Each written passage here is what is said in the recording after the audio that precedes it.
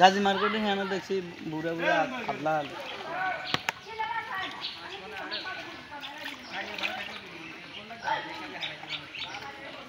আমরা কোথাও যাইনি, ঘর বাড়ি ডুবে গেছে। আমরা কতদিন না খাইয়েছি, হাঁস মুরগি সবগুলো আমাদের মরে গিয়েছে। পানি আমাদের ঘর বাড়ি সব ডুবে গেছে। আমরা কোথাও যাইতে পারি না। আমরা পানিবন্দী অবস্থায় আছি। আমাদেরকে কেউ প্রাণ সহযোগিতা কিছু করে না।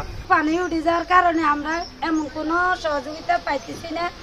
আমাদেরকে কোনো রকমের কোনো ত্রাণ আমরা পাইতেছি না।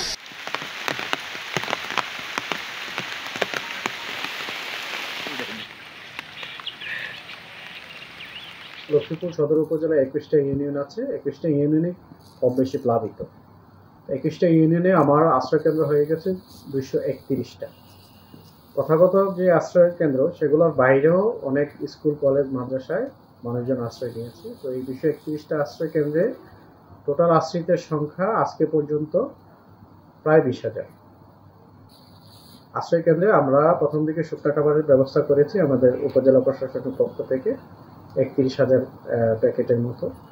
তারপরে আমরা আজকের সহ গত 2 দিন ধরে স্থানীয়ভাবে খিচুড়ি রান্না করার ব্যবস্থা করেছি। ওখানে দাঁড়ান, আমরা ওই জায়গায় আসতেছি। খাবার আছে, যথেষ্ট, সমস্যা নাই।